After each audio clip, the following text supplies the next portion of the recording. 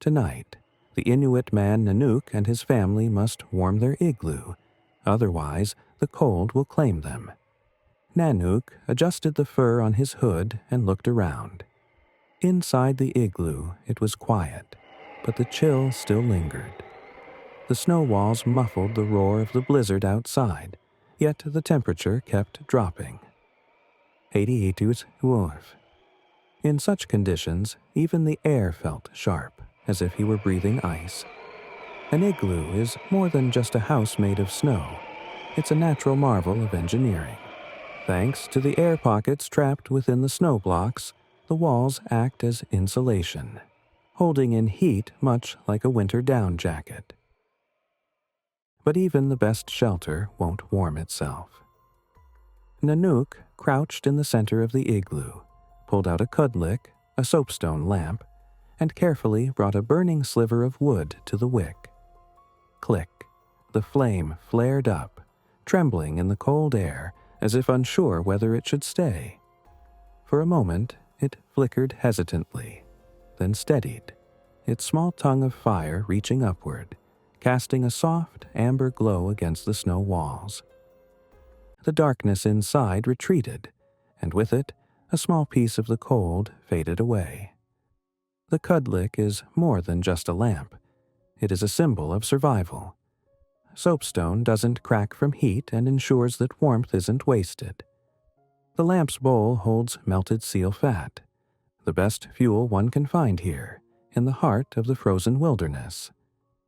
The wick is made from moss and Arctic cotton grass, materials that smolder slowly and steadily.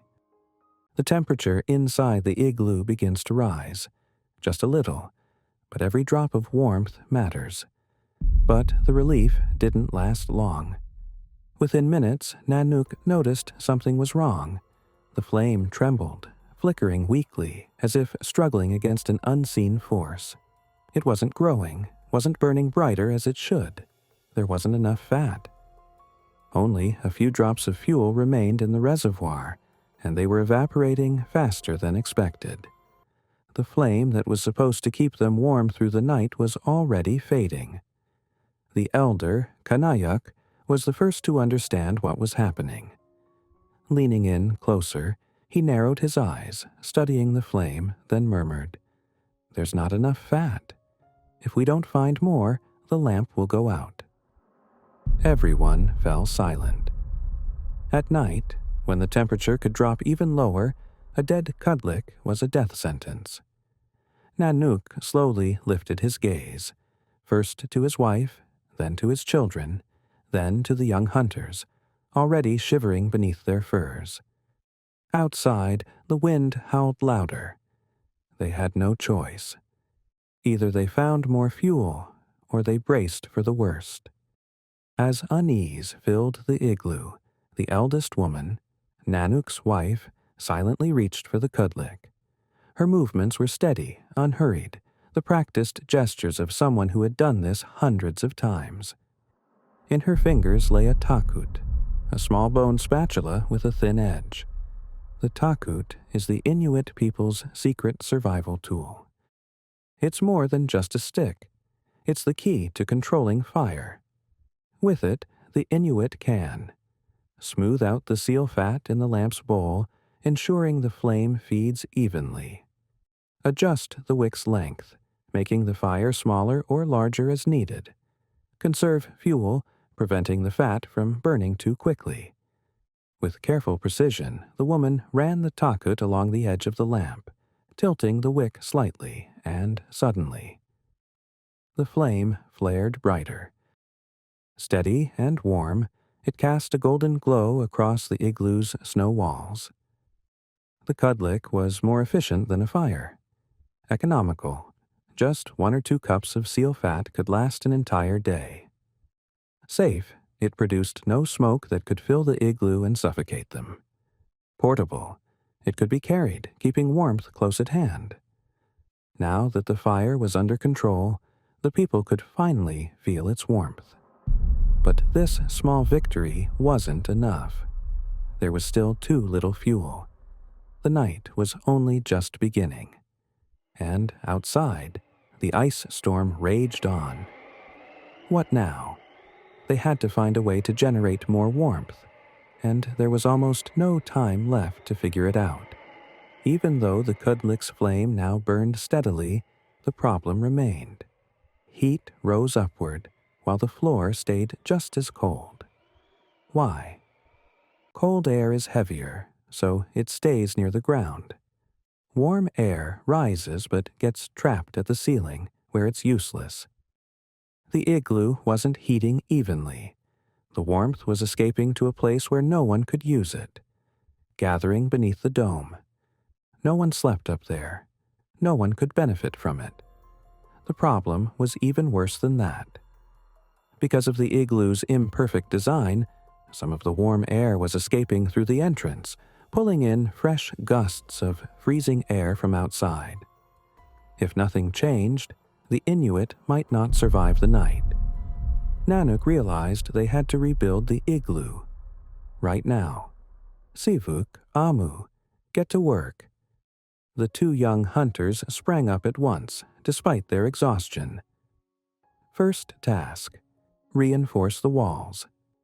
They packed down the snow from the inside, adding another layer of insulation.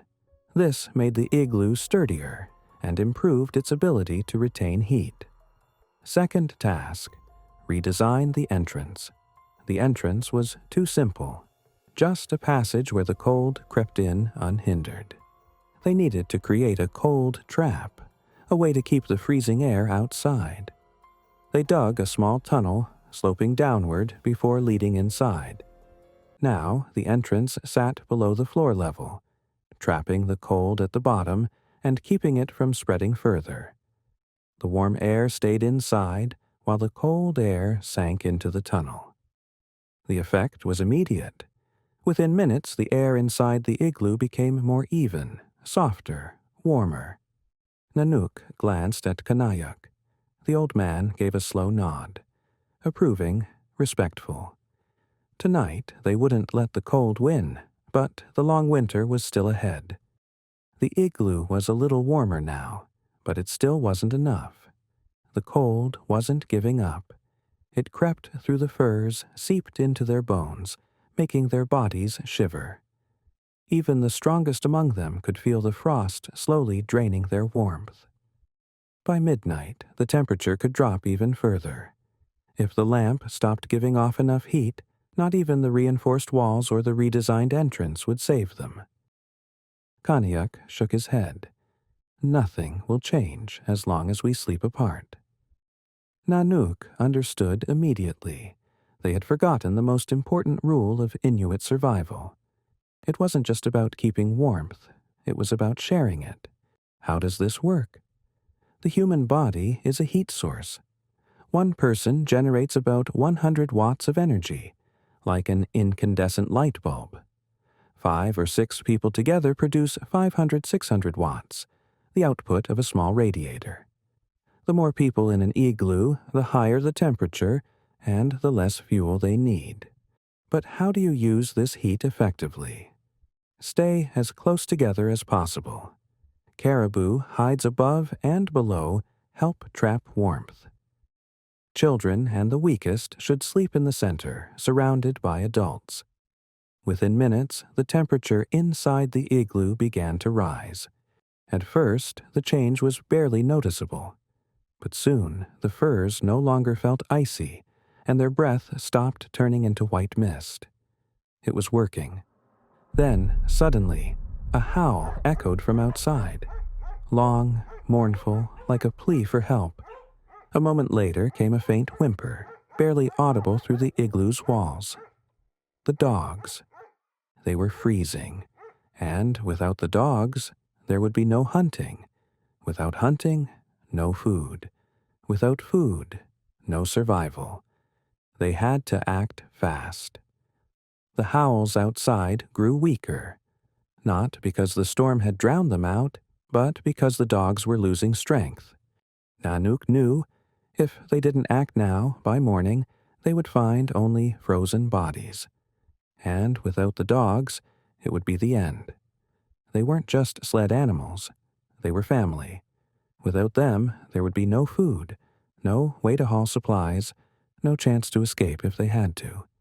If the dogs died, the people would soon follow.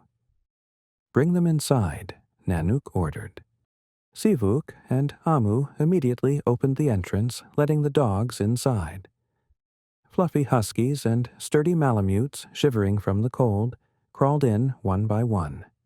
Some curled up in the corners right away. Others pressed against the people, instinctively seeking warmth. Now, the igloo was filled not just with human breath, but with the breath of the dogs as well. Why did the Inuit do this? For northern peoples, dogs have always been a source of warmth. Huskies and malamutes instinctively lie close to humans, sharing their body heat. In extreme cold, dogs may even sleep on their owners, creating an extra layer of warmth. This survival method has been used for centuries, by everyone from Viking explorers to modern-day adventurers. The temperature inside began to stabilize, 30 note ding sef, warmer than outside, much warmer, warm enough to survive. Nanook felt his tense muscles finally begin to relax. He looked around. His family, the hunters, the dogs. Everyone was warming up, and now they knew. They would make it through the night. As long as the dogs were with them, they still had a chance to endure this ruthless winter. The igloo no longer felt like an icy trap. Inside, the warmth held steady. The seal fat lamp cast a soft glow on the snow walls, creating the illusion of comfort. People huddled together while the dogs lay nearby, their breath rising in faint wisps of steam. Outside, the blizzard still raged. The wind howled against the walls, but it could no longer break through. Nanook knew now. The night no longer threatened their lives. They had endured. For centuries, the Inuit have used these same methods to keep their homes warm, even in the harshest Arctic winters. But their journey wasn't over. After this night, they would need to find food. How will they do it? Find out in the next video. Would you ever try spending a night in an igloo?